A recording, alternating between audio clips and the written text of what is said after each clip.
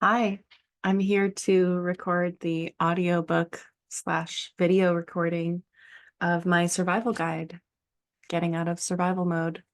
Um, it's going to be a little bit informal. I turned on the big light for you so that you could see me. I hate the big light, but it does help me read. And I'm going to be reading some of this exact text that's in my guide. And some of it is going to be sort of ad-libbed. This is going to be similar to the way that Caroline Nace, one of my favorite writers, does her audiobooks. So, table of contents, the introduction, the ability for self-healing, spirituality, self-reflectiveness, the survival life situation, nervous system regulation skills, relationship stress, being able to rest, healing the physical body, self-expression and self-actualization, self-harmony, and then last but not least, signs this is working. This guide is 22 pages, but the pages are big, so I'm not sure how this would compare to a normal book, but let's get into it. Introduction. Sorry, it's a little bit loud behind me. I live in a community house, and that can be really joyful and sometimes noisy. Survival mode is invisible from inside it.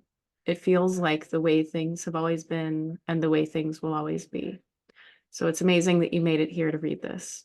You might be feeling lost, exhausted, hopeless, or like you've lost sight of what really matters to you.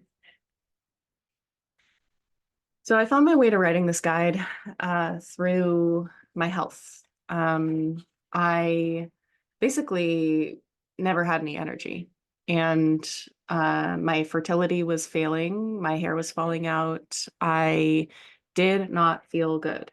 And I have had some sort of underlying health issue going on my entire 20s, but it really made it a lot worse to be in survival mode. And so I think my survival mode has been going on since I really entered adulthood. When I look back on my life story, I was an underfunctioner in my teenage years. So when I was doing not so well mentally, when my mental health was down in my teenage years, I would not be able to perform. Now that flipped when I went into my adulthood. When I am doing badly mental health wise, I overfunction.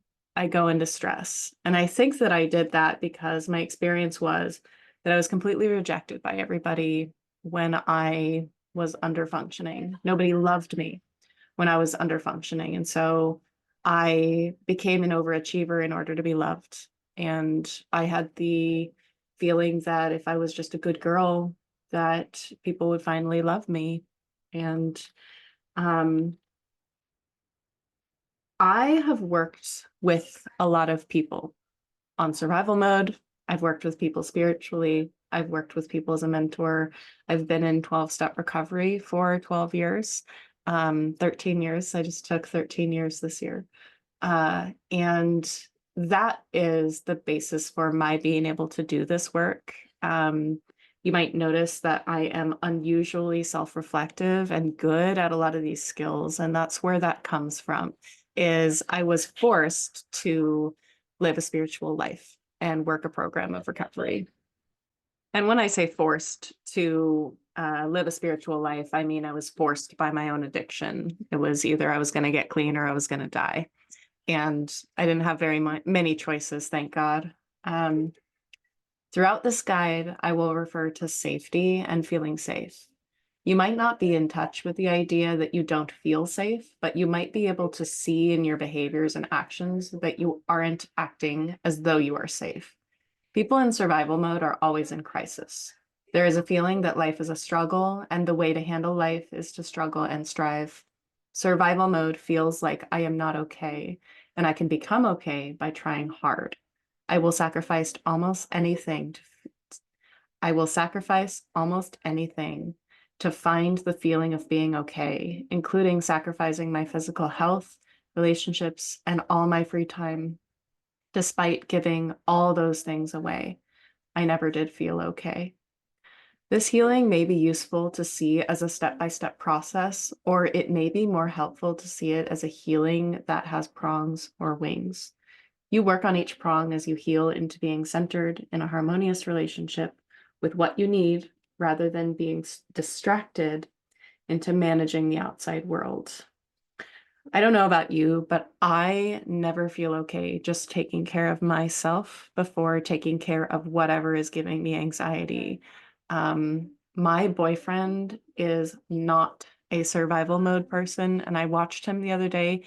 He woke up late for work, and I saw him proceed to go about what he needed to do before he rushed out the door to get to work. And he took probably 40 minutes to take care of himself.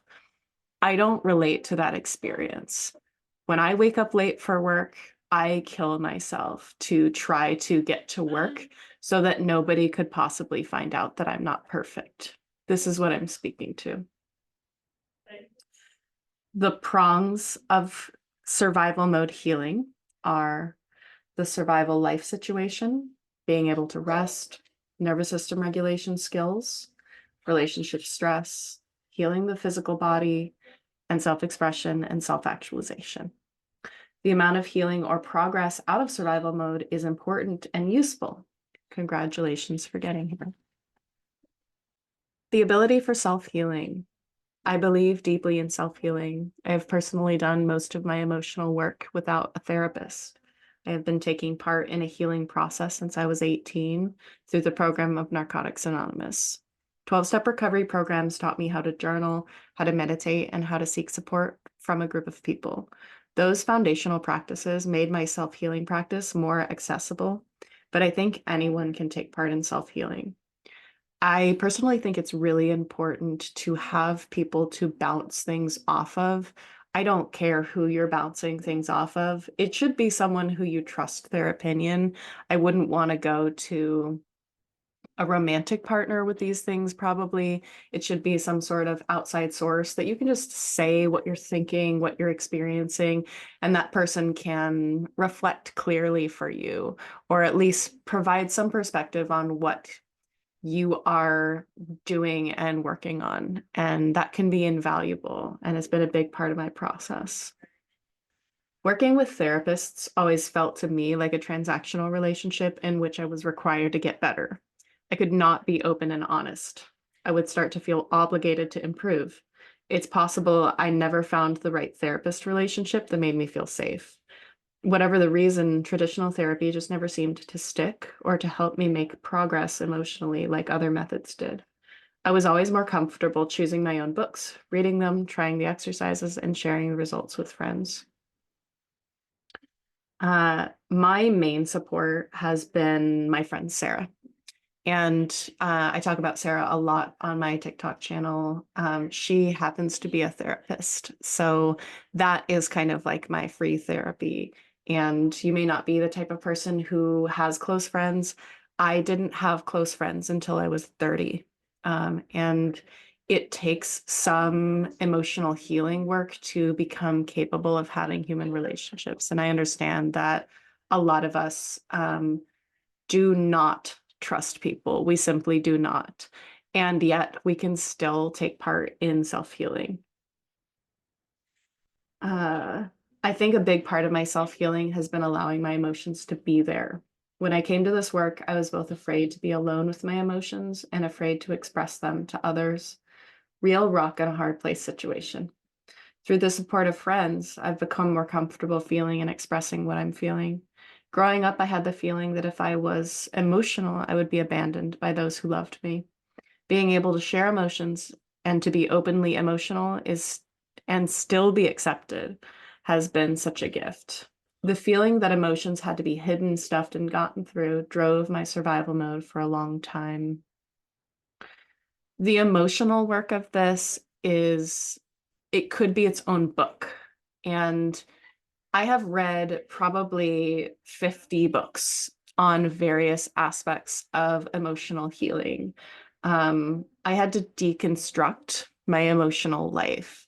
I also have had to deconstruct my relationships. So a lot of my process just wasn't going to fit in this guide. And if you struggle emotionally, if you have struggle feeling your emotions, if you have any kind of emotional suppression, intellectualizing emotions, which if we are sort of tangled up in trauma and survival mode, almost all of us have this manifestation, then that's going to be a part of the healing process too. And I think that those things will allow themselves to be seen as your progress goes on.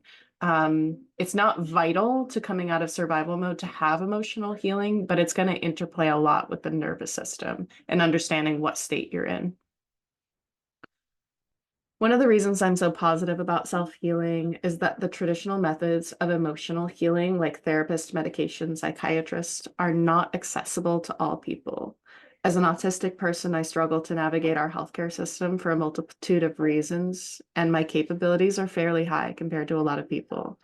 If there were not self-healing, I would not have healed. And so I invite you into your own self-healing in any combination that you would like to use it, along with other supports that you have in your life. You are free to take what you need. And I want to imbue you with the full confidence to take part in your healing if you want this. You can work on it in any capacity with any amount of time that you have and at any level that you want. And that's what I love about self-healing, is that it is extremely accessible. Nobody has to give you the permission to heal. Spirituality. Any kind of healing process is a mysterious one, and survival mode is no different. I have personally never healed anything that didn't include an understanding that there is a great mysterious influence that carried me through it. Whatever you want to call the mystery of life, I think it's important to hold it as such. My survival mode always told me that my problem was that I was not in enough control of everything, and that I needed to increase my sense of control in order to be okay. The relinquishment of my power and control was the thing that released me from this bind. As someone who is already very involved with spirituality, it wasn't hard for me to make the step towards giving my control over to the natural order. But I know that it isn't easy for all people. I think it is important that you have something that you can give your power over to. And I would suggest that it is not one person, but it is some mysterious power greater than yourself. That doesn't have to necessarily be spirituality. If you already have a spirituality, that's really helpful. But I think that this process requires a surrender. And so far in your life, you have had to control everything. And it's important that you switch into a place where you do not have to control everything, whether that is some group that you put power in that you trust, or you gain more self-trust, or you have a network of people that support you, whatever that is. You need to have something that you give your control over to. Otherwise, you're going to constantly try to stay in control, which will keep you in loops of survival mode. And that happens gradually. It's not going to happen all at once because the survival mode has like a grip on you. And you'll see later in the guide, literally the way that you regulate your nervous system is through stress and through controlling things. It makes you feel safe. So how are we going to get you out of control? It's going to be very difficult to do that if you have nobody to give the control over to. The truth is that life is not hard. It's just that life is a mystery, and we need enough patience to sit in the mystery to discover that we're okay. We have always been okay, and we're going to be okay in the future. I know that's a really hard few sentences to hear. I believe that life is not truly hard. I think that that's what our nervous system says, that it has to be hard because we have to survive. And I think that life actually will take its course if we can let it. And I know that's a foreign concept to me too. I will read on. Self-reflectiveness. The first step of getting out of survival mode is seeing where the survival mode is. This could require quite a bit of mindfulness. I happened to have a lot of mindfulness and meditation training at the time that I started to work with my survival mode, which is interesting because a lot of society's healing narrative says that meditation itself will heal you out of your survival mode. That was not my experience. I was very good at being quietly and calmly totally panicked. I use mindfulness in my self-healing practice as a way to be the observer of my life. So when I'm at the grocery store and I pick up, and when I'm at the grocery store, I am the person picking up a bag of pasta off the shelf, and I am also the person watching me pick up a bag of pasta.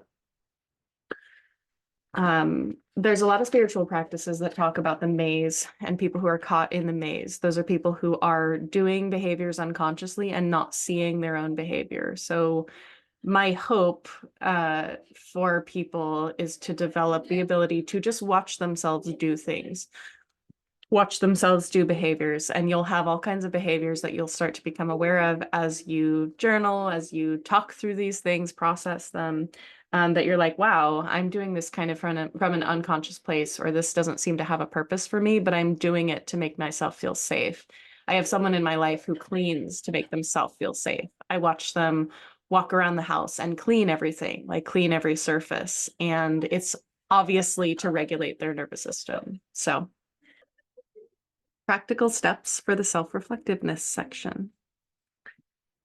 Practice sitting in your stress and being aware of it rather than fixing it. Practice noticing what behaviors you snap into when you're feeling stressed, like cleaning the house. Find 2 daily activities that you can do that make your head feel clear and spacious. Mine are meditation and going for walks. When I had a car, one of them was I would get in my car and I would just drive and I would sing to music, stuff like that. The survival life situation.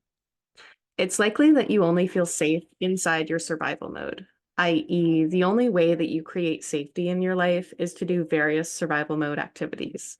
These activities look like productivity, people pleasing, cleaning and controlling your environment, taking part in restrictive eating or money habits, ritualizing around any behavior in your life, such as prayers or taking vitamins, general workaholism, worrying and strategizing about your health, obsessing about fixing relationships and people.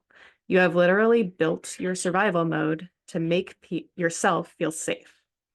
And in a way, great job, because you figured out how to feel safe. However, the way you have figured out how to feel safe is totally destructive, and it would be better to find ways to feel safe that are not self-destructive. Notice that all the activities I said feel very stressful and very managing. They feel like having to do a bunch of stuff. That is what survival mode activities are. They run you out. They run out your doing this. They feel like a lot of managing. So anything in your life that feels like a lot of managing, maybe your job, maybe always looking through your emails, maybe even like social media behaviors, those are survival mode behaviors. So to learn how to get out of survival mode, we essentially need to get you to act like it's not necessary to survive, which is how everybody else lives their life. And it's a very foreign concept. Essentially, I had to act as if I was already okay and that life doesn't operate in survival mode. Almost everybody that I've met who lives in survival mode has a life that is set up to perpetuate the survival mode. So a very common thing that I hear is, I have an abusive partner and I can't get out of the survival mode because I'm taking care of them. I also often hear, I have kids and I have to take care of my kids. I can't just get out of survival mode. I don't know if I say it in this section. I think I do say it in this section, so I'll sort of read on. Everything in your life has been set up with the theme of survival mode. And so, of course, you're going to have to act out in survival mode to keep your life going.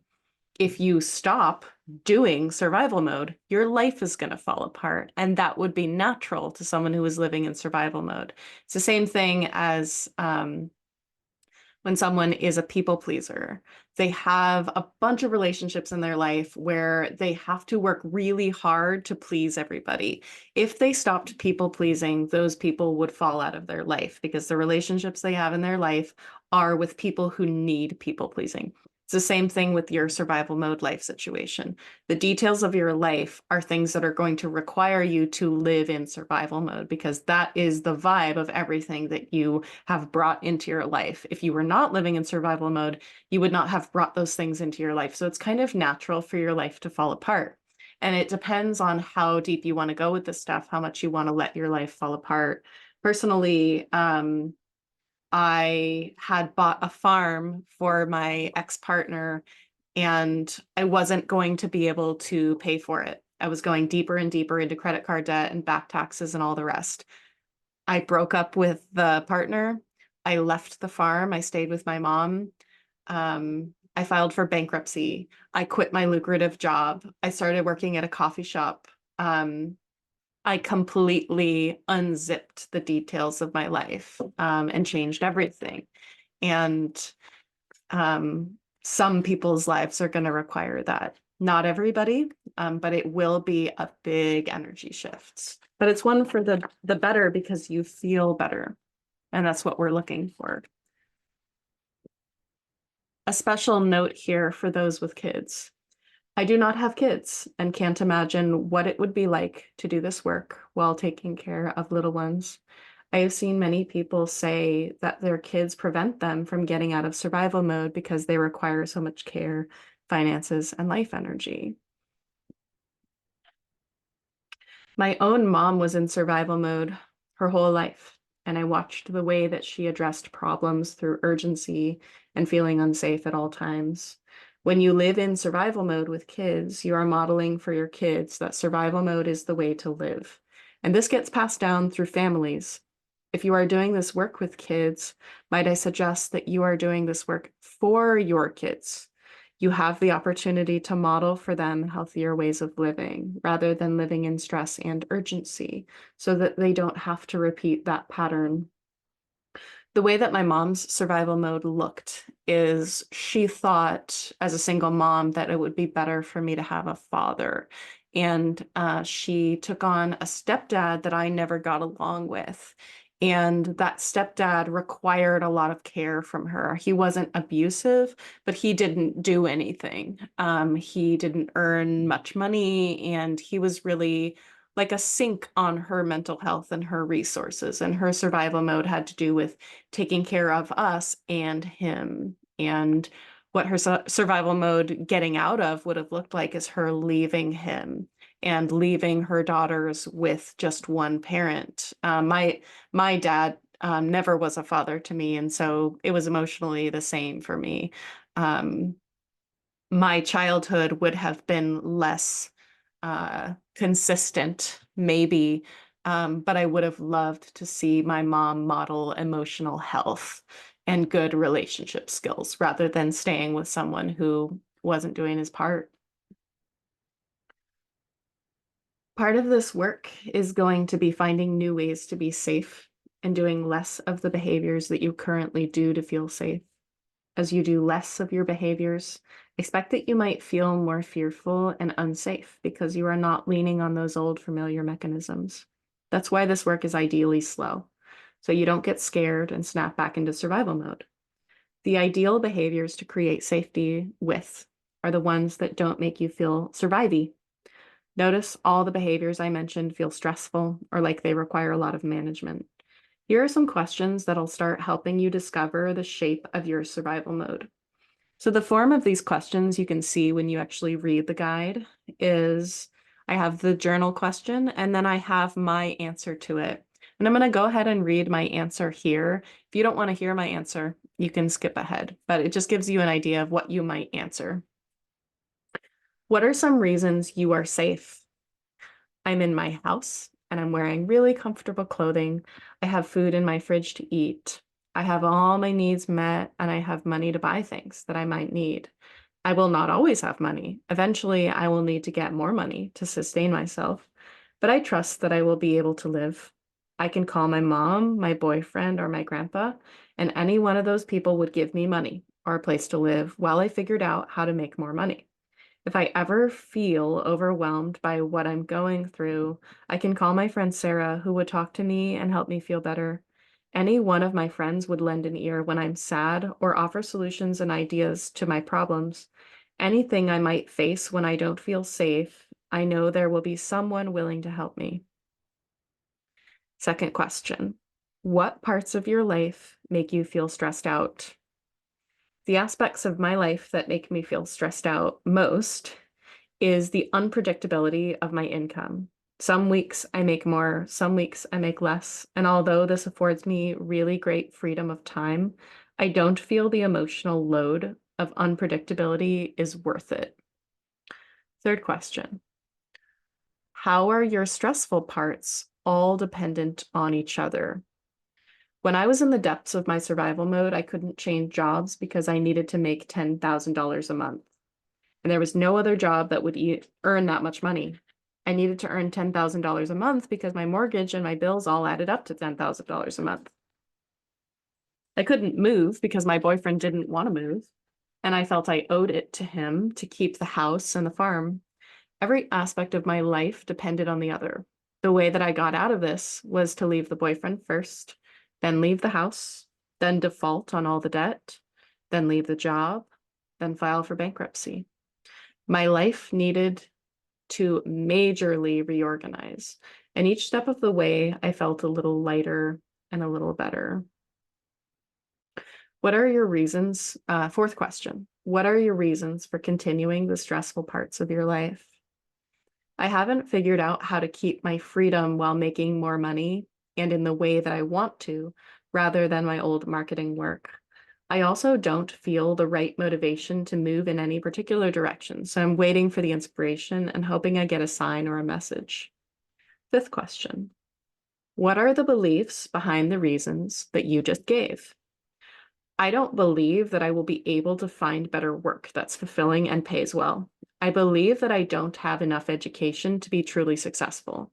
I have a deep fear of exploring new territory and failing miserably and being humiliated by that.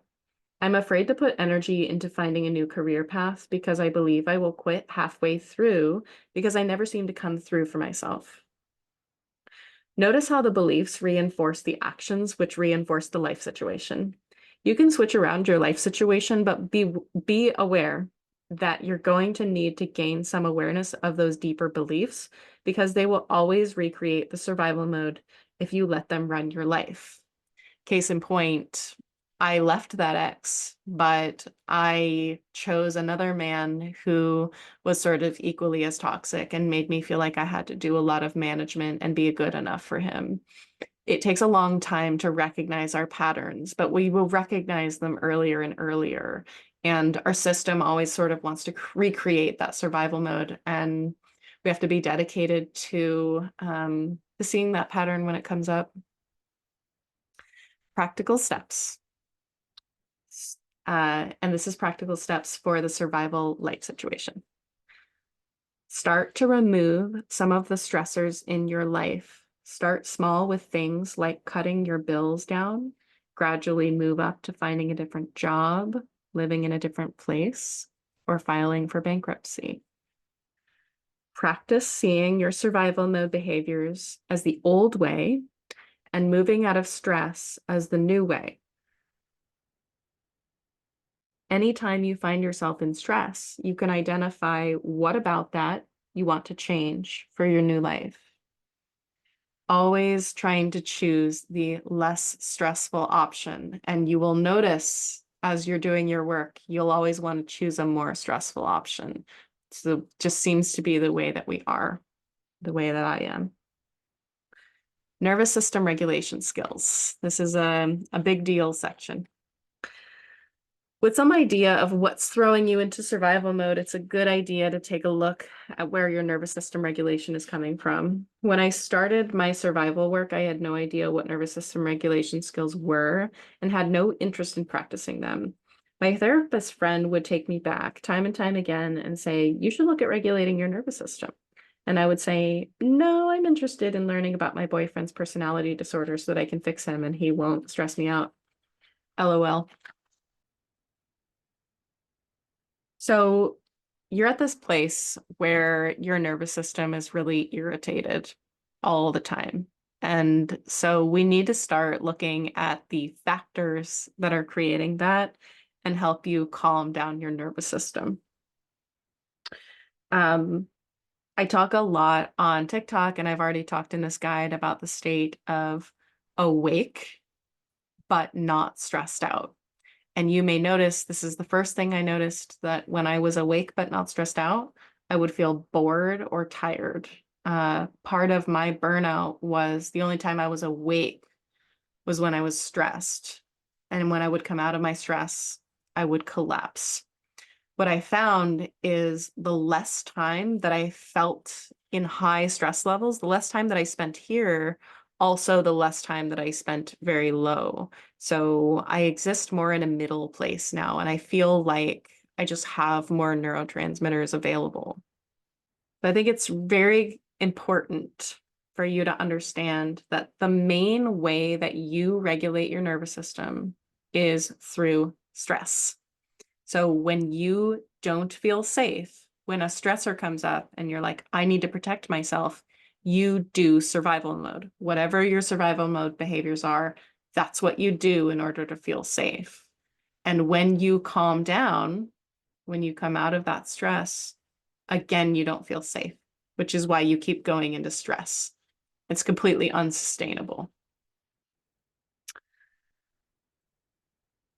Survival mode isn't the only way that I regulated my nervous system. Here are some of the ways that I found that I also was regulating. Caffeine and other stimulants, they would wake me up and make me feel more productive and make me feel like I could do my stressful job. Taking a bath, it would help me calm down. Driving in my car helped me diffuse a lot of frustration and clear my head. Listening to music kind of would hype me up or get me motivated. Dancing would help me focus. So stress wasn't the only way that I was regulating. I had other techniques that I naturally gained. And what I'm going to try to do, and what this guide is going to try to do, is help you learn a few more and try out a few more. The thing that I always try to impress on people when we're doing substance use work is you can regulate your nervous system in positive ways. It's going to feel foreign to you, and your natural behaviors, the ones that you've been doing forever, are going to feel native to you. They're going to feel better to you. The only reason they feel better is because you're more familiar with them. Negative coping skills and negative ways of regulating your nervous system that are destructive to your body are no more effective than positive ones. So we're just going to try to replace a lot of those negative ones with positive ones. And survival mode / productivity / doing, that's just kind of a negative coping skill, which is not, it doesn't make you a bad person. It just means that happens to be what you discovered to make yourself feel better. And good for you, because you were able to survive. And now you don't have to survive.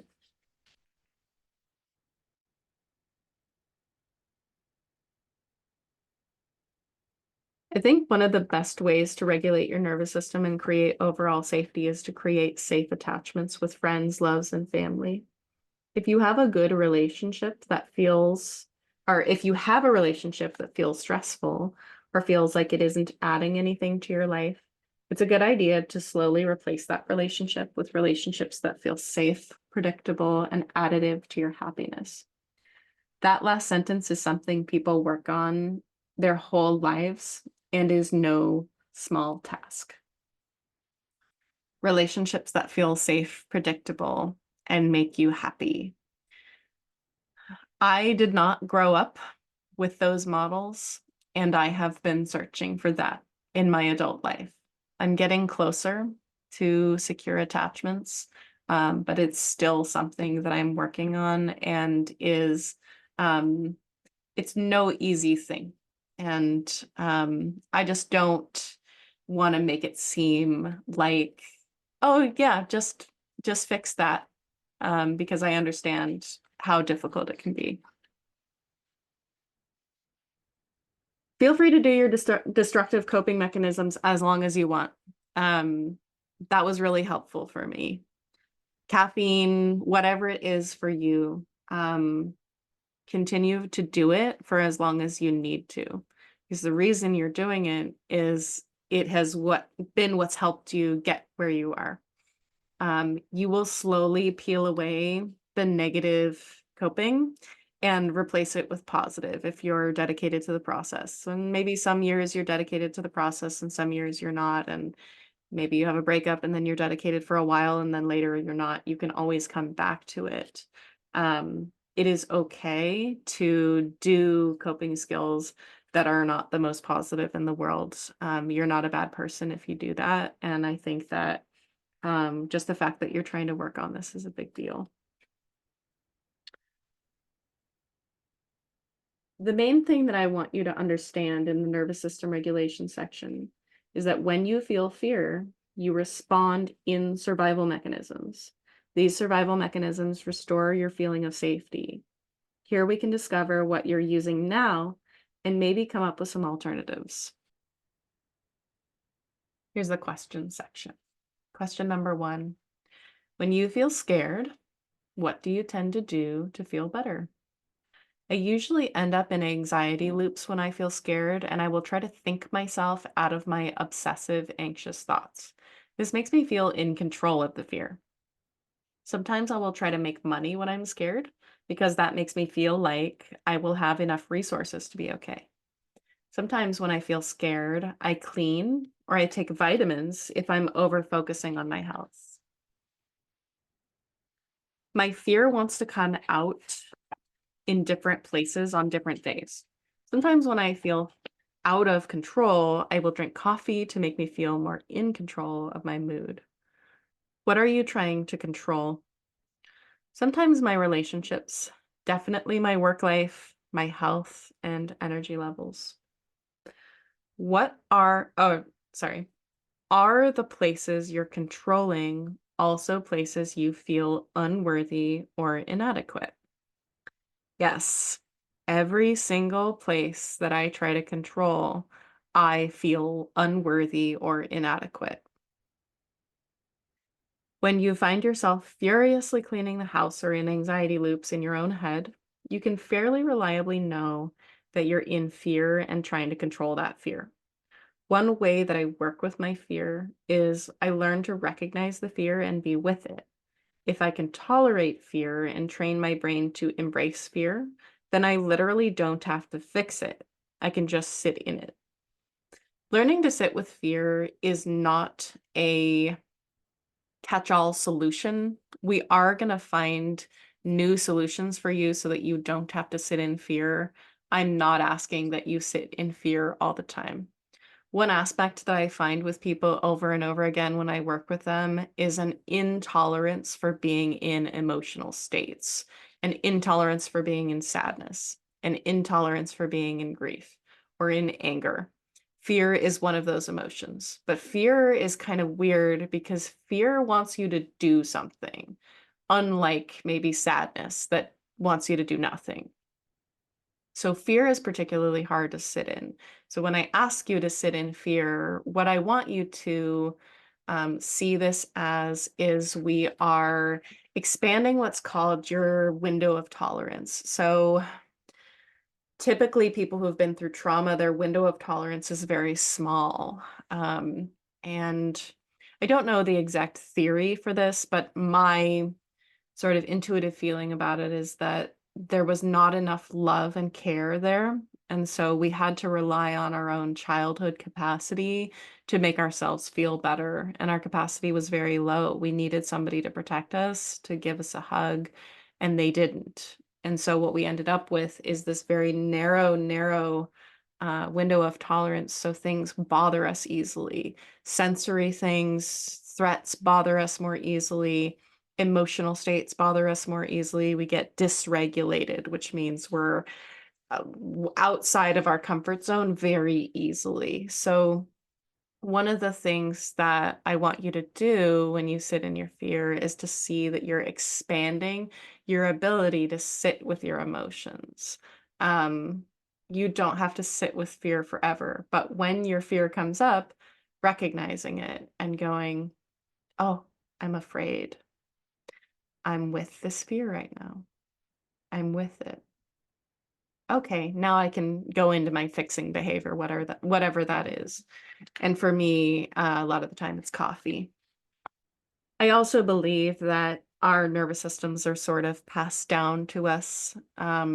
There's nobody in my family that's not like this, but it doesn't have to be this way. I don't think that we were designed like this.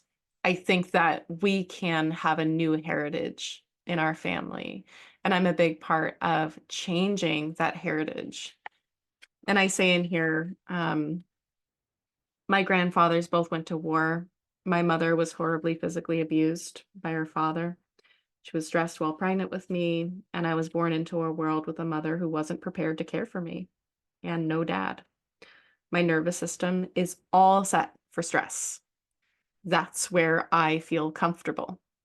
And isn't it a weird thing that I was born into a world that I never felt safe. And so I always felt required to fix everything and do everything. And I perpetuate that situation for the rest of my life because it's literally all I know how to do. Um, Other people were born into situations where they didn't have to fix everything all the time and they were safe. And they will continue to perpetuate life situations in which they are safe. It's the same deal. I think that uh, the nervous system can be worked with from an intentional place. And we can become those people who create safety rather than survival mode all around us. There are many different systems to understand the nervous system. The one that I'll outline here is called polyvagal theory. This theory sees the nervous system as a ladder from least activated to most activated. Ideally, you're trying to spend less time in freeze or fight or flight and more time in awake but not stressed. Here are the nervous system states and some skills for them. Dorsal vagal, that's the freeze mode. I feel frozen. I cannot move. I cannot do anything. I cannot get out of bed. I feel indecisive, stuck. I feel like I have no ideas. Maybe all I can do is sleep. Maybe all I feel I can do is wait for something to happen so that I can move again. So here are the skills for when you're in freeze mode. And I wake up in freeze mode a lot. Stand up, stretch, breathe, go outside and sit and get light in your eyes. Feel the wind. Maybe feel the cold morning air or the warm morning air. Safety statements. I have a TikTok video on this. I think I might pin it because it's been really helpful, so that people can find it better. Use warmth. Take a shower, a bath, get a heating blanket, a warm cloth on the face. I love that one. Drink a hot beverage. Sing. Talk. Have a conversation with someone or record a voice message for someone. And hum. Also, I've heard gargling. Gargling is a pain in the ass to me. I don't know about you, but I don't want to go and get equipment to have to do my warming technique. Sympathetic state, which is the fight or flight. This is the survival mode. This is where survival mode usually lives. I feel panicked, angry, fear, irritation, overwhelm, need to fix it, need to fix it. The feeling is I must, I have to. Fear and anxiety skills. Mindfulness activities. Notice what's in the room. Somatic activities. Bring the mental energy into physical energy, like exercise. So I'm anxious, anxious, anxious. I have thought loops. Okay, I'm going to send that energy where it belongs, which is in my body, because my brain is not going to be able to fix this situation. So I'm going to run, or I'm going to dance, or I'm going to do something with that energy. One of my favorite things when I get overwhelmed by sound now is, instead of putting on my headphones and blocking it out and trying to get away from the sound, I'll actually yell or like try to contribute to the sound. And I actually love that one. That's actually in the next section. But so these are fear and anxiety skills. Call a friend and talk it out. Record a voice message. Write down what you're worrying about. Engage all five senses. Touch something soft, see something, smell something. Vagus nerve stimulation, so you can look up vagus nerve exercises for your neck. Tactile stimulation for your hands, squeezing balls or any kind of stim for your hand. Eye yoga, look it up. Smell a calming scent like lavender or strawberry, or just something that is personally comforting to you. Could even be a food. So irritation and overwhelm skills. That's what I was speaking to with, like, sometimes I like to talk over the sound that's bothering me. Meditation, sensory deprivation. So find a dark room with no sound. Breathing techniques. I like the breath of fire a lot from Kundalini yoga. Humming or singing, or gargling. I put gargling on the list. Calming music, rest or sleep, go for a walk, passive movement like a swing. I also really like being a passenger in a car. That really calms me down when I'm overwhelmed. Ventral vagal, which is the awake but not stressed state. I feel like I can do things. I am grounded in the present rather than worried about the future. My problems feel workable. So that is the state that we're looking for when we're trying to regulate. There's no skills for ventral vagal because the skills are to bring you out of the other states to ventral vagal, ideally. That's where you want to end up. Awake, but not stressed. And the hallmark for that is you feel connected with the present moment. You can be present to what's going on. You're not in anxiety. And you feel like I can do it. Use this outline to observe and understand what state you're in. Over time, we're looking to get you into the awake but not stressed state more of the time. Practical steps for nervous system regulation. Practice noticing when you're in each nervous system state. Choose one or two nervous system regulation skills to practice from the list when you find yourself in an uncomfortable place. Practice staying with your discomfort and fear when it comes up. A big part of this work is expanding the tolerance for feeling bad so that you don't have to immediately fix it. Start staying in your awake but not stressed state more often by either not jumping into stress when you wake up or not going to sleep when you feel you're calm but bored. This was really important for me because I get exhausted in the middle of the day, and I started asking myself the question, am I going to sleep in the middle of the day literally just because my stress is wearing off? And so I started challenging myself to actually stay awake through wanting to sleep. And that was uncomfortable for me at first because I thought, am I not allowing my body to rest? Like, am I doing something bad for my body when I'm not resting? And I would just ask my body to like be calm and just like do calming activities, like relaxing activities. I tried to stay away from dissociative stuff. So I tried not to like zone into my phone or like zone out, but I tried to like be awake and doing things that were restful, but not sleeping. So give that a try. Good evening. I'm reading the guide from the computer tonight, so hopefully it's the same experience.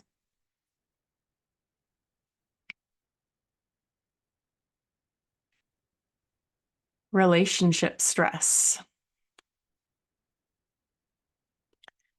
When I came to my survival mode work, I was in a narcissistic relationship. That man made me feel unworthy, unsafe, manipulated, and unloved.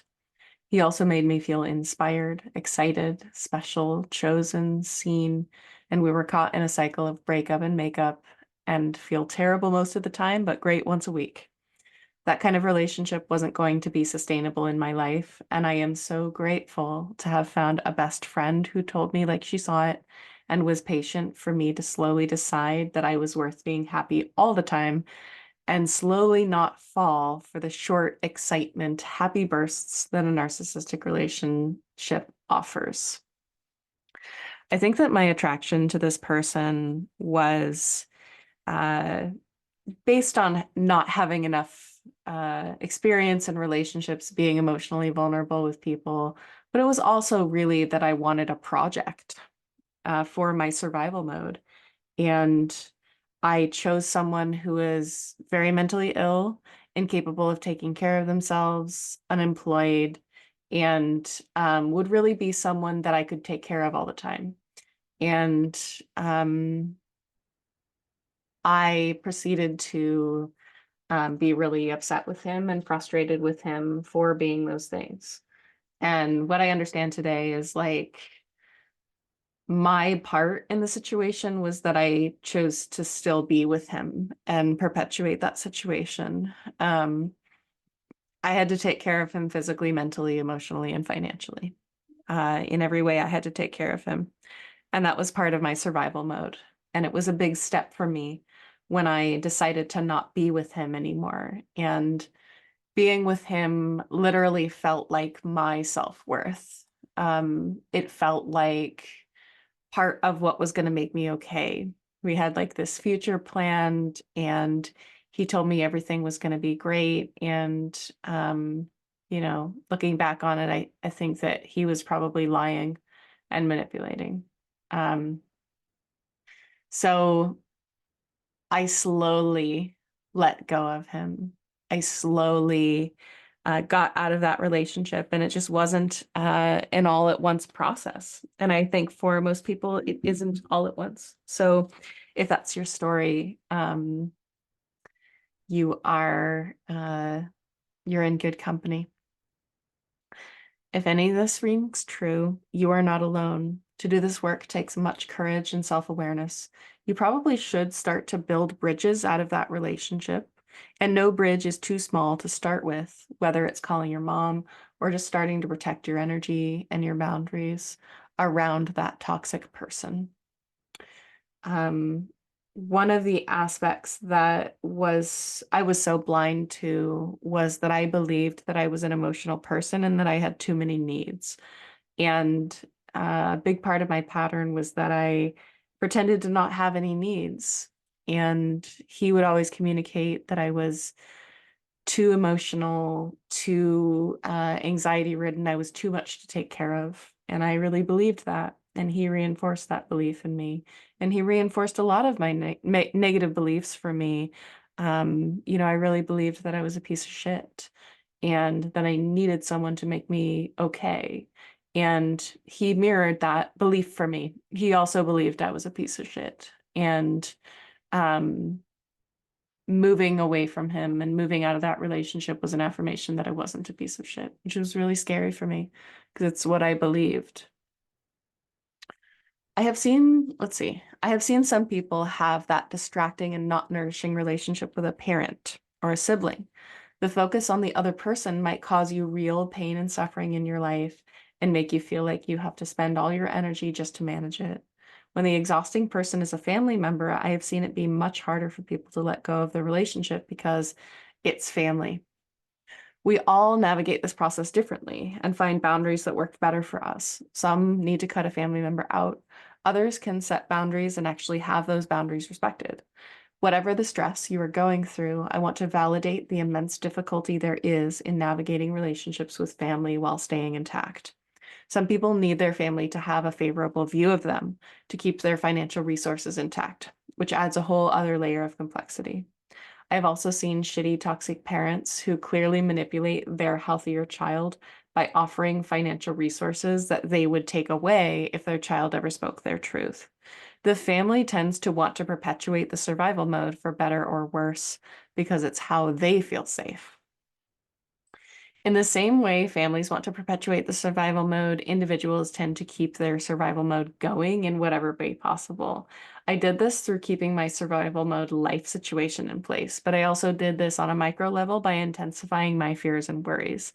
Have you ever noticed that when you're having a bad day, you'll tend to think about whatever other bothersome, angry, or anxious things bother you in your life?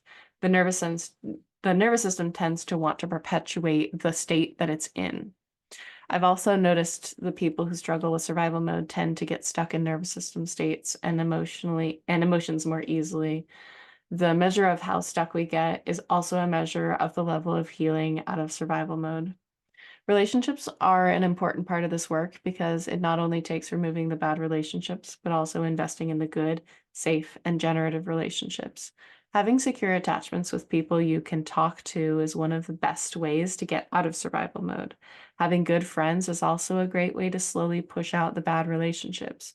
If you have a bunch of people around you that only take from you, one thing that you can do is spend more time with people who make you feel good.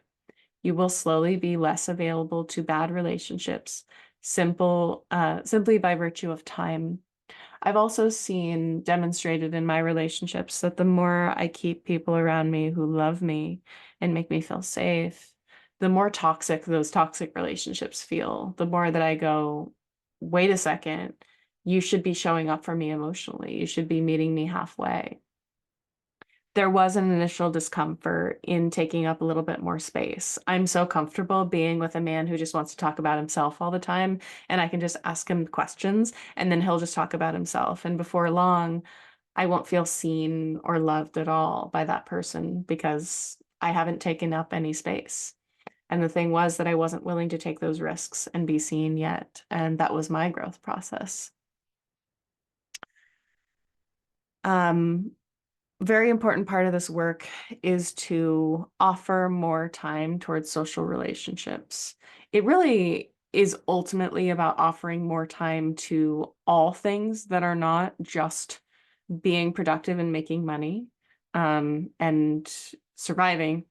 One of those things is relationships. I feel like one of the best things I did for myself was I basically took all the energy that I ever put into my career or safety, and I just channeled it into social relationships. I channeled it into social capital. And the way that I kind of got at that was like, if I can build relationships, if I can build social relationships, that is a type of security and safety. So the more people that I know, the more people can show up for me. If I have those strong relationships, it probably will make me happy and safe. And I think that's what it did in the end. Um, I decided to do this because one of the things that I learned about myself is that I felt very good when I went on a women's retreat and slept in a dorm with a bunch of women. I moved into a community house. Just sleeping and being with a bunch of women in a structured environment where activities were planned made me feel safe. Think about some times and places that have made you feel very safe in that way, and think about how you can implement more social relationships in your life. I'm also hearing like a lot of us want to isolate, and having a balance of isolation is fine. And over time, getting used to socializing in ways that don't trigger you as much. I love sending voice messages to my friends, and I just kind of keep friends in my life who are okay with voice messages. I hate phone calls. I do texts. I do like sending each other memes, like whatever you can do to kind of like engage with those relationships is good. And like if being in the room with people is not your thing, I don't think it's that important, like what you do, just that you're engaging. Reflection questions. What are the relationships that feel draining? Sometimes my relationship with my mom feels draining. What are those relationships adding to your life? I get to know my mom and help her walk through her difficulties. She doesn't give me much in the way of emotional support, but I know that I have her to support me if I ever need a place to live. Do you perpetuate these relationships for the sake of others or for the sake of yourself? I think that I keep a relationship with my mom based on past history. I don't want to lose her because I would like to see her live out her life. There is some fear thinking, like I will need her to save me at some point, but it's mostly that there is not enough wrong with the relationship to cut it off. Practical steps. Find more friendships and social connections that make you feel seen and cared for. Practice setting boundaries and asking for what you need. Spend less time with people who make you feel bad or don't add anything to your life. Break up with partners who are causing excessive stress in your life. No small task, obviously. Being able to rest. I suggest that you fill your life with rest, and next you fill your life with yourself. One of the main ways I can identify survival mode in people is the inability to rest. I think we're taught by our industrialized factory worker culture that rest means sleeping and nothing else. Rest is so many things, only some of which are not active. Rest is taking a walk, writing down thoughts that you need to get out of your head, massage. Self-care, like washing your hair, emotional boundaries, sitting with your emotions, volunteering, and going to see beauty in nature. When my life was most full of survival mode, I had no time to do other things that were nourishing to my entire system. When I had idle time, I looked for stressful and energy-intensive ways to fill that time, but I was never drawn to things like going to see beauty or volunteering or self-care. I can say that they sounded boring to me, but I think that's another way of saying they are not stressful enough activities for my nervous system. I still have trouble getting motivated to do things that are not actively productive or accomplishing a goal. This is a part of the journey. And I don't know about you, but when I was a kid, I can remember having more of a medium mode. Like I had a curiosity mode. I would do like fun activities. And as an adult, I lost that mode. Like I didn't have anything that wasn't productiveness anymore. And to spend time like going to a spa or seeing a beautiful place or going on vacation, like that felt um like so not interesting. Um it felt so, I mean, not only wrong, but like not something I wanted to do, to take leisure time. And I don't understand, like I haven't been able to understand why people like to go on vacation. Because when I go on vacation, like I want to work. Like I don't like it. I don't like sitting on the beach. And maybe there's some people who can like understand that perspective. I don't rest when I'm resting, even when I'm sleeping. Like some part of my nervous system is looking for something to do to feel safe. Because like when I'm just laying there, I feel like at any moment, like I'm gonna be jarred awake and um by life problems or like need to take care of something. And so rest doesn't feel like rest. A lot of the time, rest feels like fear, anxiety, or even guilt and shame. So, how do you rest when you don't know how to rest? To be able to rest, you need to create safety. And if you try to rest without safety, you won't really be able to. So, before you try and rest, evaluate if you actually feel safe at the moment. We all feel safe some of the time. Identify times that you feel most safe. Cuddling the dog, maybe with a safe person, maybe with a supportive group of people. Boredom is usually a sign of safety. Use your safety points to prime you for rest. Over time, as your life becomes less chaotic, you learn to tolerate your emotions and regulate your nervous system states. There will be more spots of opportunity for rest. Remember the idea that your nervous system probably doesn't remember how to be awake and safe at the same time. So when you are safe, you might get the feeling that you should sleep. I started staying awake in the middle of the day when I would normally crash asleep for a few hours after being frantic all morning. Instead, I started trying to stay awake, just doing simple activities that I felt like I could do. I would go for a walk, take a bath, color in my coloring books, but I wouldn't force it if I really did end up needing to sleep. If I was feeling safe and it wasn't sleep time, I started to ask whether I was tired or my nervous system didn't know what to do if I wasn't stressed. There's another thing that you might relate to, which is like I wanted to keep my engine going a little bit. And what I find for whatever reason is that when I go to sleep and I wake up, especially in the middle of the day, I wake up in freeze mode. So I wake up and I just go, I can't. I can't get out of bed. I can't do anything. I can't do any of the demands that are on me. It takes me a while to like warm up and get my engine going. So to not sleep in the middle of the day was helpful for me because it meant that I could flow into other activities better. And I'm finding that I really don't need the sleep, that that was more of a crashing behavior. And it had to do with the other stressors in my life. So now that my other stressors are lower, I'm not riding those ups and downs so much, and I'm able to have more energy in the afternoon. But I still do like, um, try and push the boundary a little bit. And if my body's still like, I need to sleep, then I will. But I don't like being in freeze mode. And when I sleep, I tend to go into freeze. And it could just be an aspect of the nervous system, traumatized nervous system, that it kind of gets stuck. I recommend reading the book, The Seven Types of Rest, which has a lot of suggestions and will help you figure out what area you're most exhausted in. Heads up, it has some Christian undertones, but I was able to mostly ignore them, and I think that you'll be able to if it's not your vibe. I personally thought I needed mental rest because I had a really stressful job and was on the computer a lot. Turns out what I most needed was creative rest, which ended up meaning I needed to expose myself to beauty and to explore new things. Reflection questions. Do you feel you are either stressed or asleep and never in between? If so, how does that show up in your life? I realized I wake up in freeze response. I basically can't get out of bed and I feel incapable and kind of helpless.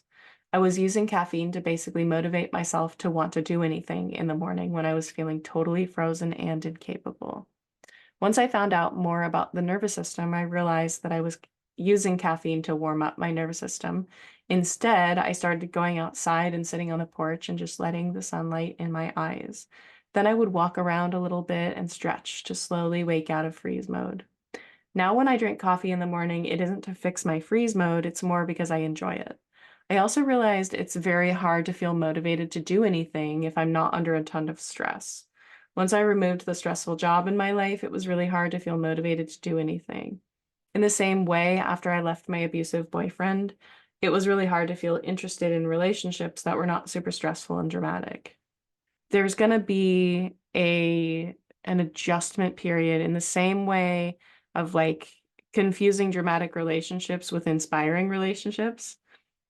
Relationships might feel uninspiring for a while. In the same way, life might feel a little uninspiring for a while. It might feel depressing for a while. Some of that depression is going to be natural sadness and grief from never having been with yourself and spending time running away from yourself your entire adult life. Some of that is grief. Some of that is just adjusting to an overall less stressful life and adjusting your motivation system from fear to an internal locus of motivation, passion, enjoyment, which is like not really a mode that we have when we're in survival mode our whole life. What are your self-care behaviors? I get a lot of sleep. I try to eat right. I am doing some diagnostic testing to find out what is happening with my endocrine disorder. I get my hair done once a year. I try and give myself compassion and acceptance when I have big emotions. I try to be nice to my body when it needs extra support and rest. I get massages from my partner. I try and act in ways that make me feel good about myself. Practical steps. Practice listening to when your body needs rest. Notice how you respond to its message. Take the 7 types of rest test to see what types of rest you need. Introduce a rest practice into your life that's something outside of just sleeping. If you don't sleep 8 hours per night, consider expanding your sleeping hours. Obviously, life situation may need to change for this to become possible. And I want to challenge you to be rigorous with that, with requiring that you get 8 hours of sleep per night. I think it is the most important thing for like setting up the rest of your day. And I see way too many people make concessions in that area because they have other aspects of life that they want to foster. And I would much rather you cancel some stuff and get more sleep if you can.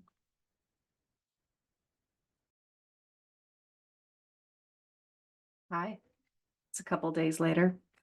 I've got a fresh cup of tea and I'm ready to keep reading to you.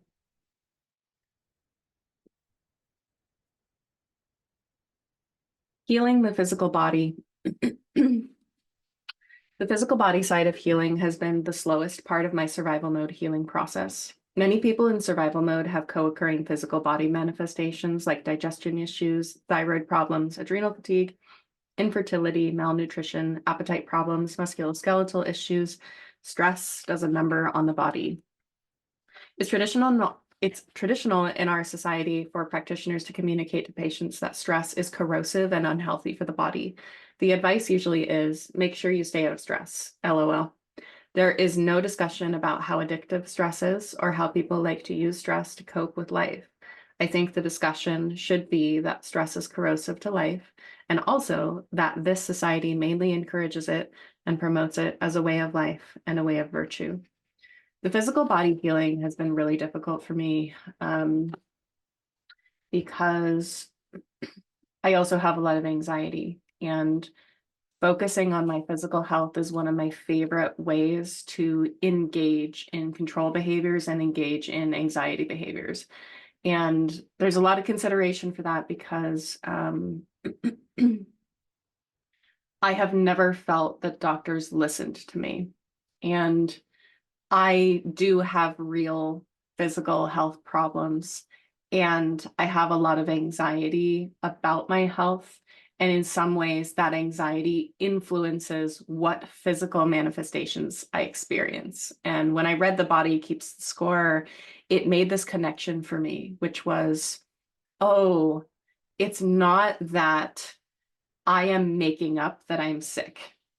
It's that the condition of anxiety, the constant stress mode, survival mode, nervous system it's so powerful that it can create physical manifestations in my body. I can create sickness with my anxiety. And I think that that's what a lot of my practitioners were trying to get through to me. But all that I ever heard was, you're not sick. Your test results look fine.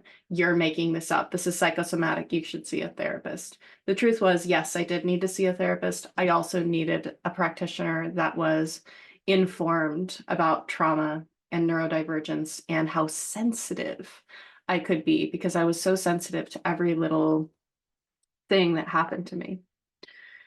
The book, Why Zebras Don't Get Ulcers, was really instrumental in my understanding of the physical body mechanisms of stress.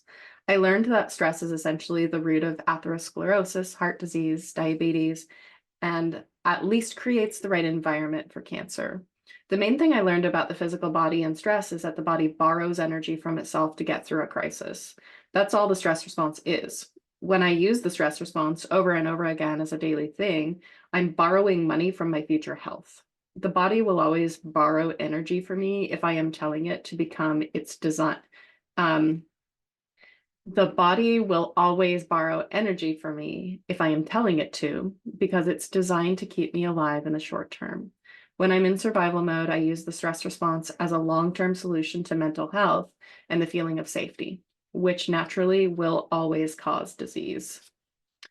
The physical body manifestations I have experienced due to my survival mode are increasing levels of brain fog, exhaustion, inability to sleep, hormonal imbalance, infertility, chronic muscle tension in my neck that has caused vertigo and nausea, heart palpitations, thyroid wackiness, all manner of digestion issues, tooth decay due to malnutrition and acid reflux due to the digestion issues, sometimes diarrhea, sometimes constipation, chronic headaches, low appetite, low sex drive, body temperature regulation problems, immune system dysfunction, blood sugar irregularities, hair loss, and chronic pain. I might add that every time I would go to the doctor for these physical body manifestations, I would get all your tests look normal, and I personally didn't start receiving answers until I saw a functional medicine practitioner who was also autistic, and she was like a saving grace for me. Um, I have had a hard time finding physical health practitioners that make me feel listened to. If that's you, I want to encourage you that our healthcare system can be incredibly difficult and time-consuming and expensive to navigate. Unfortunately, the healing of the physical body usually takes more interaction with the traditional healthcare system because diagnostic testing needs to be done and paid for. Diagnosis of health conditions might be necessary or might not be, depending on whether your body needs medications or supplements to heal it. The healing process is not a one size all fit, not a one size fits all process. I also want to encourage you that if you don't feel you have money, there is a sweet spot with healthcare. I've seen people pay way too much for their healthcare and get literally nothing out of it. I've also seen people not do enough diagnostic testing and not investigate enough. And there is a natural middle point. It's not like the more money you have, the healthier you are. And I just want to encourage you because I see people throw a lot of money at this problem that's unnecessary. One reason I think physical body healing has been so hard for me is that it brings up two of my other favorite survival mode topics, which are money and health anxiety. When I find myself worrying about money or worrying about my physical health, I almost always discover that I'm actually emotionally hurting or feeling powerless about something else. And I'm using money or anxiety to make myself feel more in control. Working with the details of my physical body asks me to think about money and think about my body, which I always feel so confused, scared, and powerless around. It's a slow but upward trajectory towards healing so far.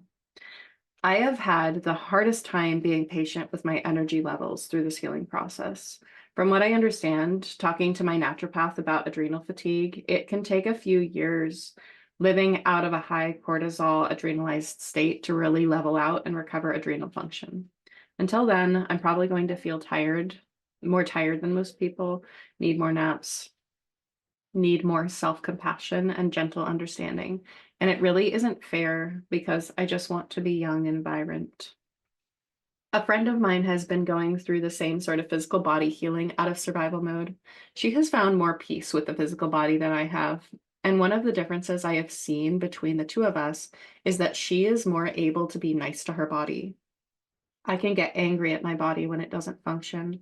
When I wake up and I don't feel good, I do things that I know are self-destructive. Whereas my friend tends to respond with softness and solutions that would help her body. If you still feel angry, frustrated, or impatient with your body, you are not alone. I experience a sense of disconnect with my physical body sensations and what they mean. In therapy circles, this is usually called alexithymia.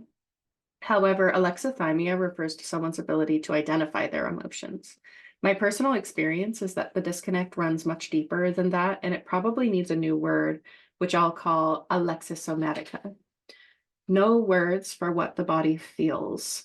I experience this both with emotions and body sensations related to all kinds of processes.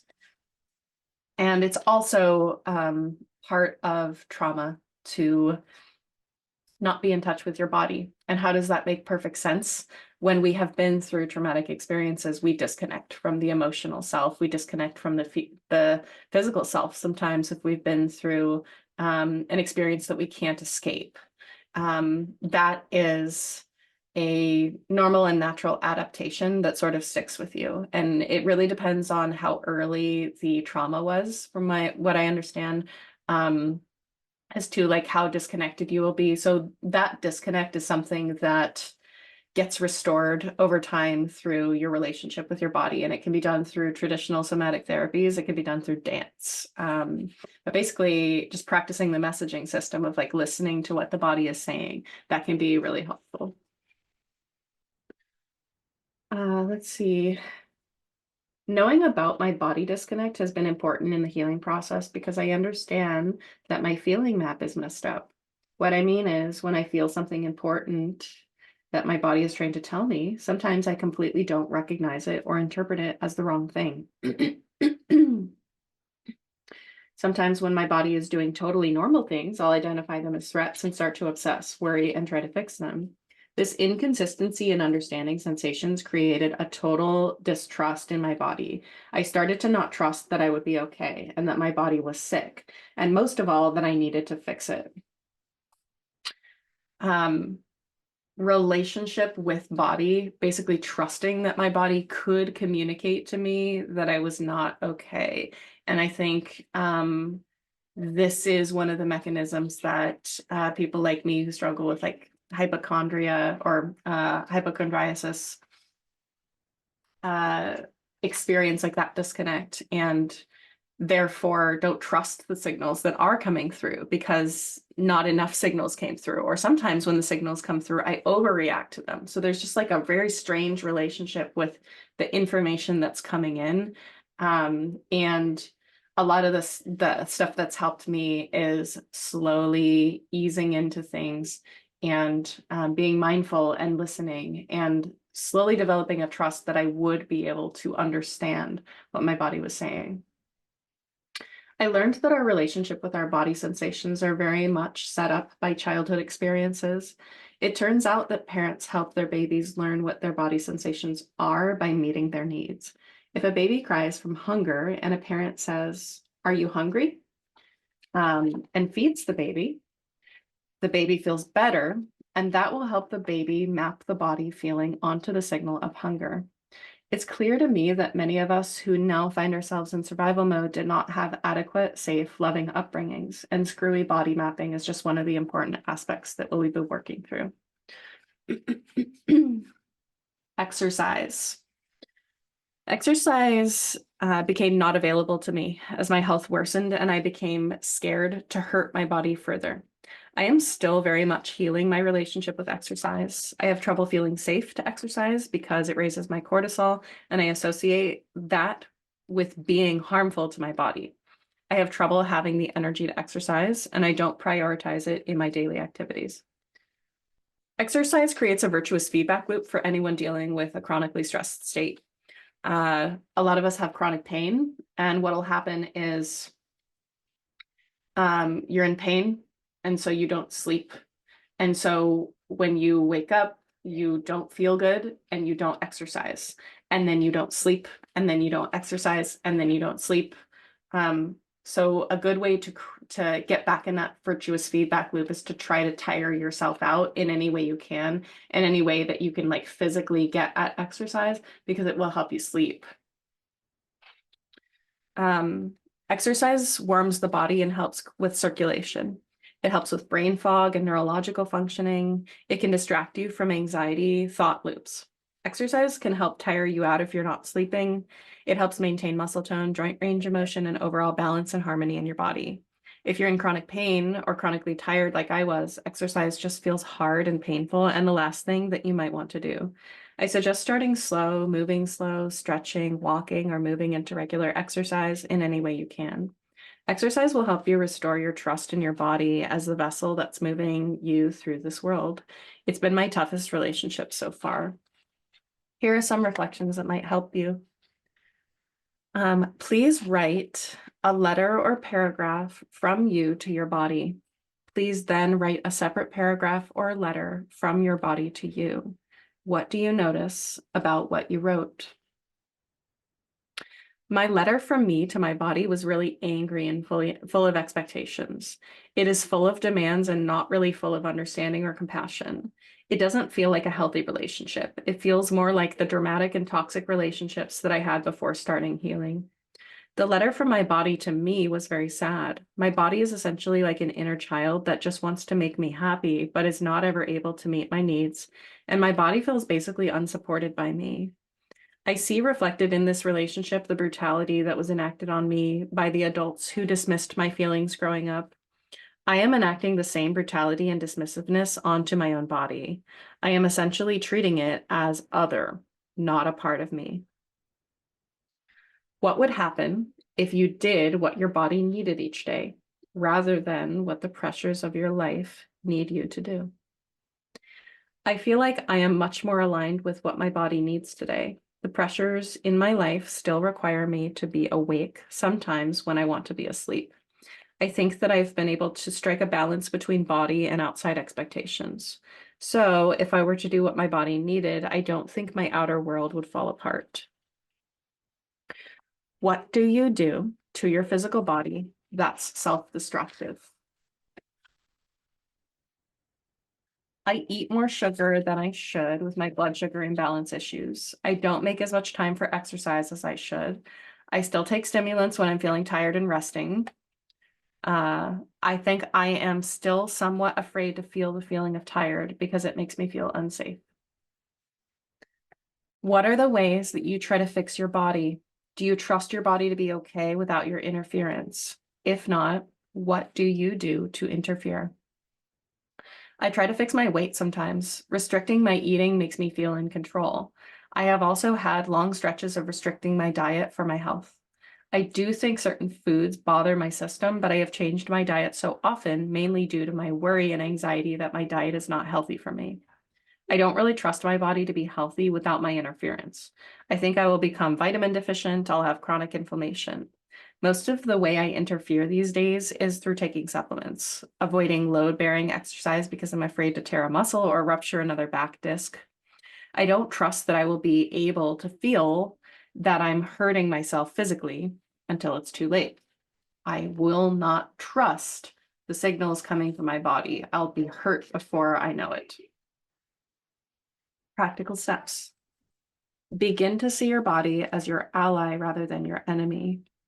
Practice doing what your body needs first before what your stress situation needs.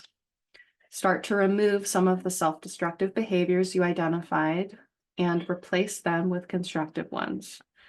Examine your relationship with exercise, including over-exercise as a part of your survival mode behavior. Are you afraid to exercise? Examine your relationship with eating and why you eat that way. All manner of self-destructiveness, control, and fear tend to show up there. I realized the microphone wasn't over here. Hopefully it recorded okay. Self-expression and self-actualization. Self-expression and self-actualization are the essence of knowing yourself. Self-expression is about knowing yourself, is about being yourself and showing the world yourself, while self-actualization is about knowing yourself and what you want, and also being able to become the best you. This was the part of me that always felt empty once I was idle. I didn't understand how other people had hobbies they were interested in doing. I also couldn't understand people's dreams and aspirations. My dreams and aspirations were to be okay by any means necessary, and I thought everyone operated that way. The survival mode is very invisible from inside it. I will also say the self-expression slash self-actualization is the part that keeps me from ending up back in survival mode. It is the part of me that I need to fill up because there's a part of me that never felt safe to explore, never felt safe to get to know myself. And when I am idle, a lot of the time I just go right back into productivity, and productivity was a way for me to feel important and to have identity. And so it's really important for me to have different parts of my identity. There are other things in my life rather other than like achievement and doing stuff and being productive that make me feel like me.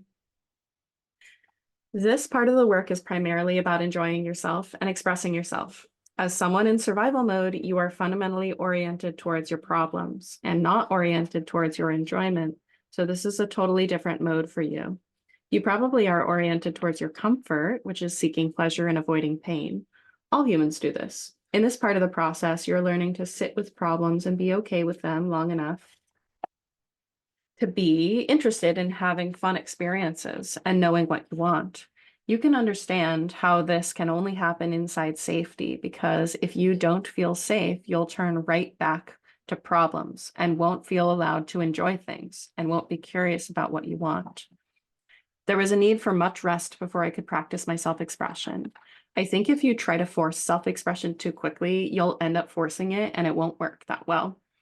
The way I knew I was ready to explore hobbies and dreams was that I was finding myself bored with a lot of anxious kind of energy. Before this, I felt a lot of sadness and downness, but later I felt like my body had some energy to use up. Learning about yourself and filling up your identity with what you like, what you want, and who you are is the greatest work and the biggest protection against falling back into survival mode. I believe as a kid that I never felt safe enough to actually build my identity. I was trying to establish safety and never got to move up to some of those higher order needs. Developing my identity was a way that I showed my body and my inner child that I was okay. Doing activities that make me joyful tend to remind me that I'm okay. And it's funny how that works. If we're painting, we must have the safety to paint. In learning who I was and discovering my hobbies, I really started with what I might enjoy. I was told to try things that I liked as a kid. Painting, Polly Pockets, playing in the mud, sparkly stuff, bath sparkly stuff, and dancing were some of mine. I didn't like all these things, but I used them to find adult hobbies that were similar. Turns out I really enjoy gardening and berry foraging. I still really like glittery bubble baths. I couldn't find enough self-expression to paint, so I did coloring books. I still try painting now and then. One of the things that I initially hated about the process of discovering my hobbies was that they required me to take active participation in them. Active participation feels like work, no matter how you slice it. That down, unmotivated feeling never really wants to take active participation in anything. Instead, it wants easy dopamine of donuts and social media. It took some getting used to steer away from easy dopamine and into self-expressive activities. Um, I have a point that's coming up kind of intuitively, which is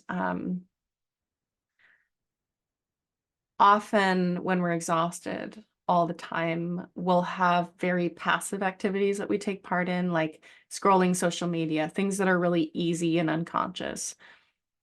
But you have access to very intentional energy because that is the energy of hypervigilance.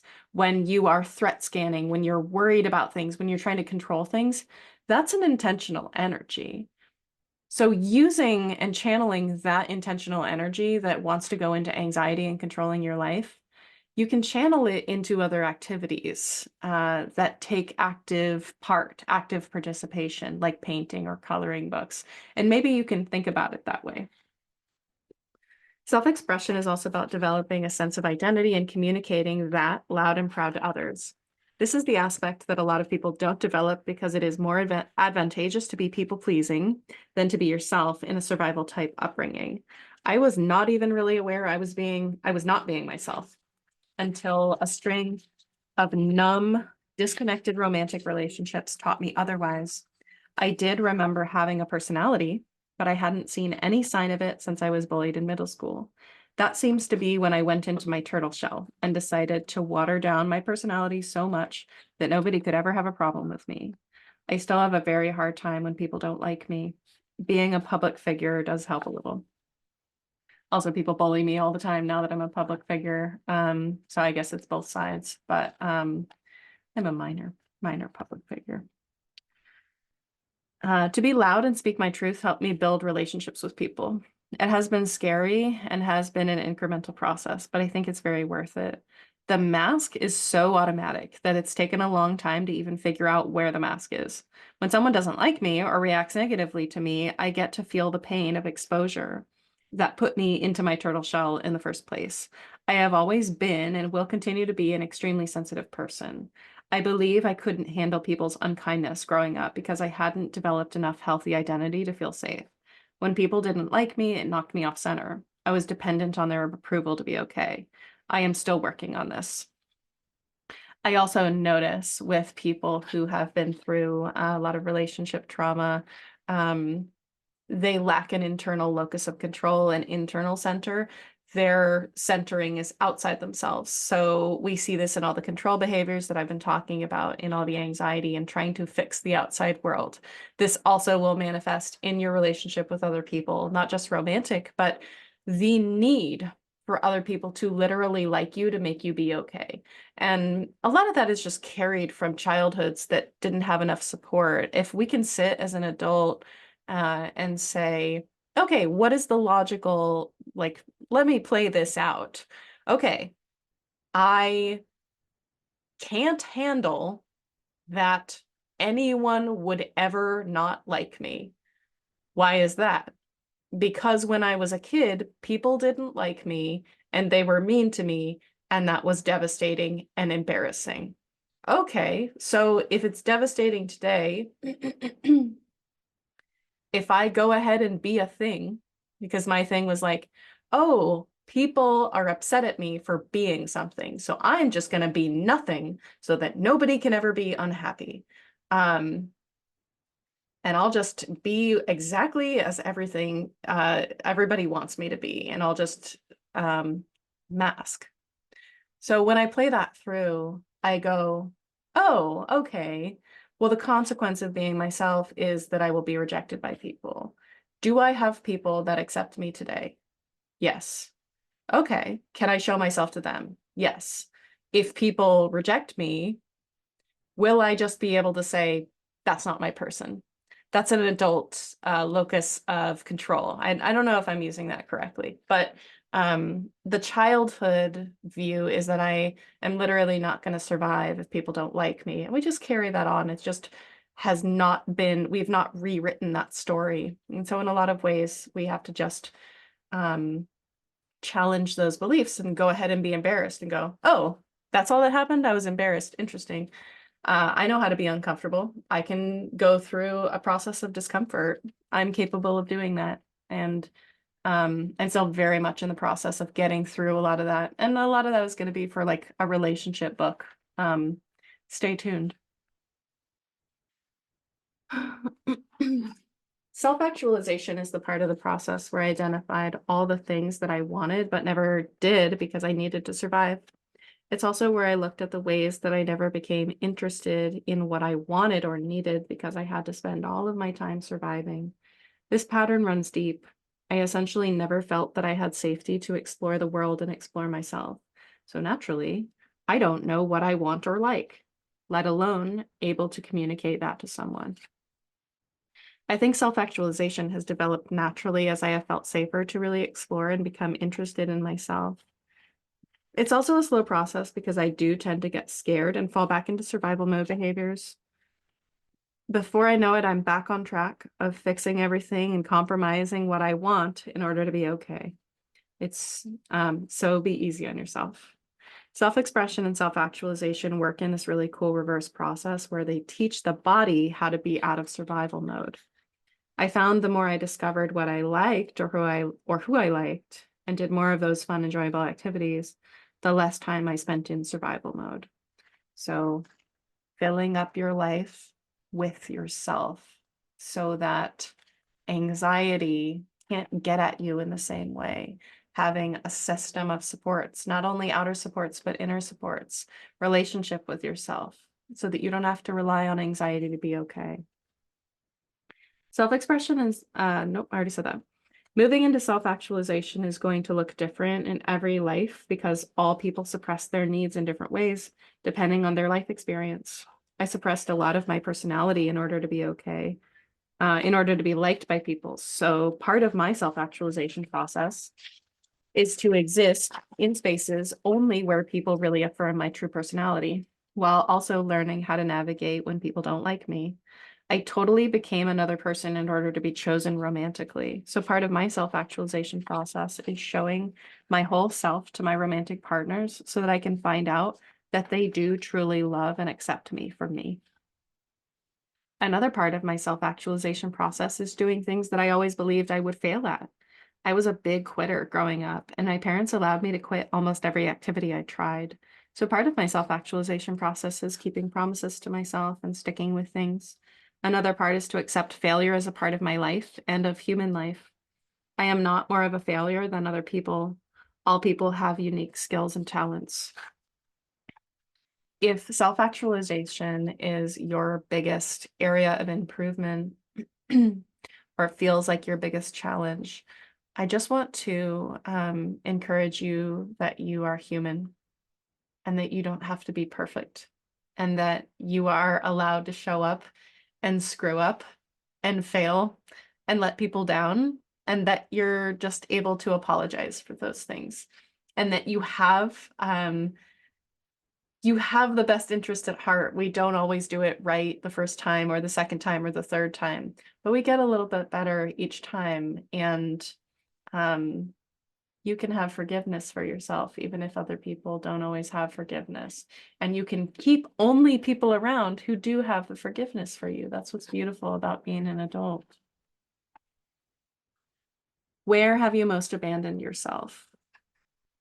I really abandoned my physical body needs for a lot of my life, and I created strange rules about my health that made me feel safe, but didn't really make sense.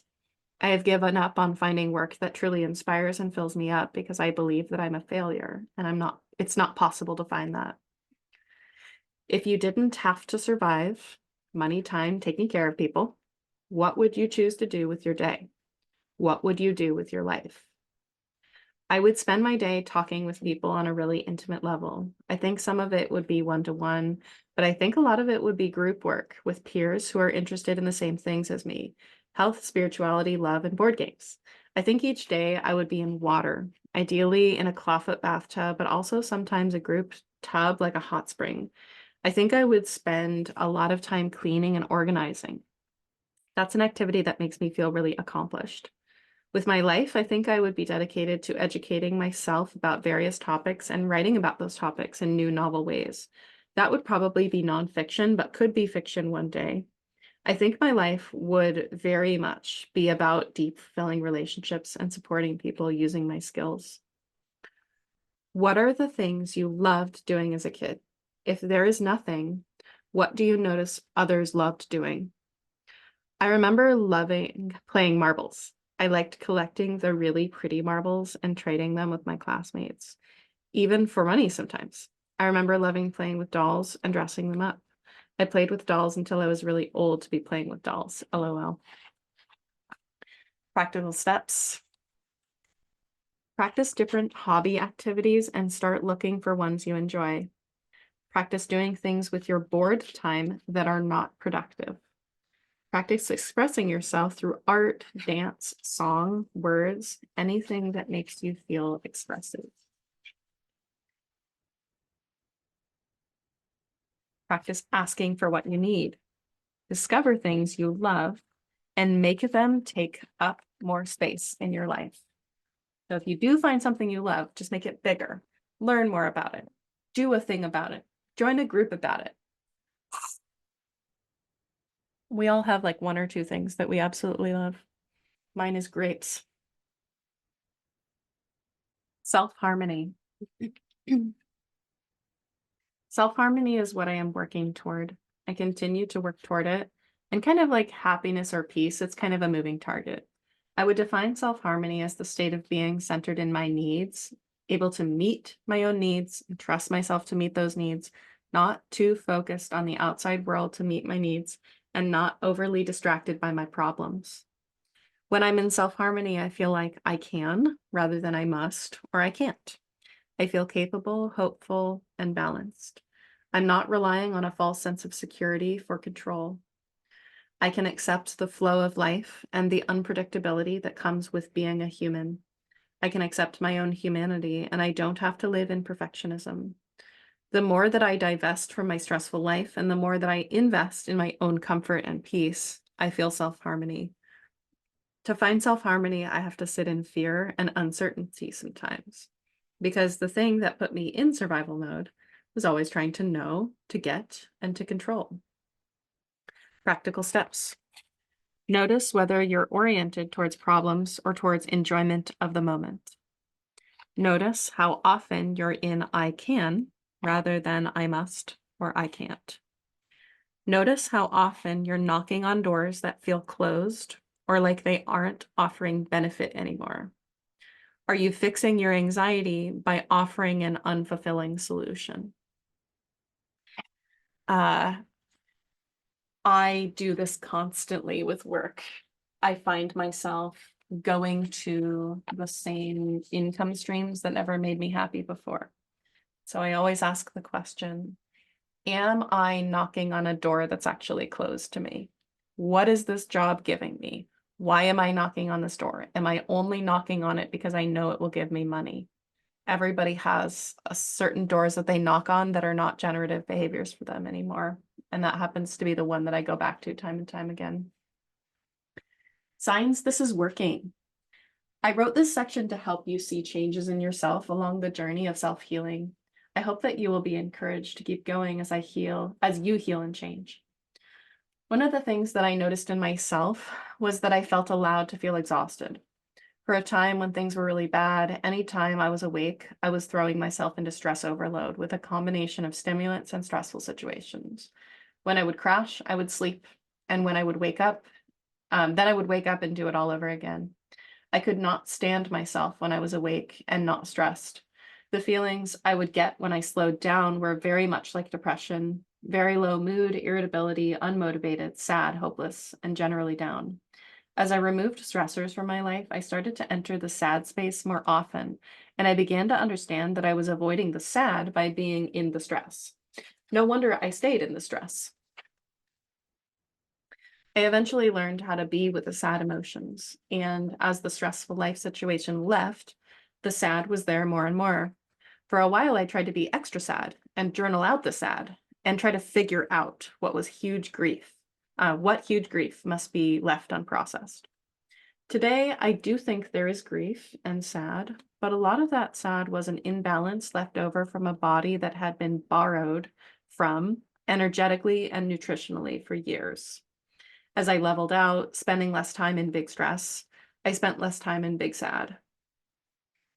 The ability to sit with big, scary emotions is something that I saw as a practice. Um, oh, the ability to sit with big, scary emotions is something that I saw as a practice I never got to learn as a child.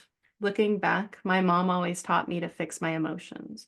And so I sort of took the opportunity to learn how to be with the emotions. Some of the ways I work with my emotions today: express them in my body, like crying for sad, or pounding on a table for mad, sharing the emotions with friends, writing them out in a journal, practicing sitting with the emotion and purposely not fixing it, and slowly learning that my emotional state changes from day to day.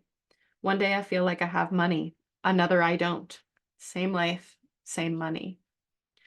Through this period of survival mode healing, my relationships got a ton better. If there is anything that I could tell you to do for survival mode, it is take all the energy that you put towards feeling safe and channel it into building friendships and attending support groups. Being near supportive people makes me feel as safe as any amount of money that I have ever made. And people are safe, and people are the safety that keeps on giving. I now live in an intentional community, and anytime I need to feel like I'm not alone, I can walk out into my living room and there is probably someone reading. Just being near someone makes me feel better. I know it's complicated for a lot of survival modists to have relationships with people because some of us come from households and pasts where people were the source of abuse and unsafety.